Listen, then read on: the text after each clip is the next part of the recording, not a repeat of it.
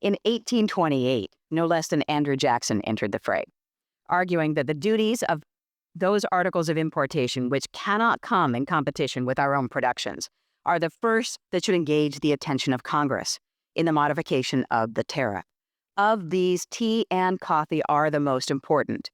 They enter largely into the consumption of the country and have become articles of necessity to all classes. He was persuasive, and in 1832, exactly 1 century after Britain first repealed taxes to encourage coffee planting in the Caribbean, the United States became the only nation in the world not to tax foreign coffee. The following year, imports leapt to 100 million pounds.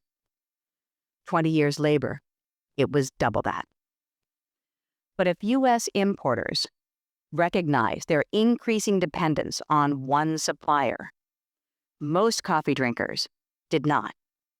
Instead, coffee's marketers and sellers very consciously aligned themselves with U.S. interests and images, as well as the nation's expansionist dreams.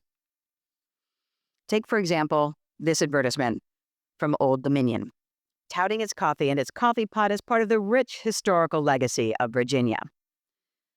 There is a state well known to fame, that every man admires, the noblest of the old 13, the state that never tires, the mother she of presidents, and it is our intention to show that she has given birth through genius and invention to something more than one who rules the people of a nation that is the boon to bless mankind throughout the vast creation. Buyers, in other words, were encouraged to see their purchases from the Old Dominion as much more than a way to brew coffee. It was choosing to support a U.S.-based industry, a business with global aspirations.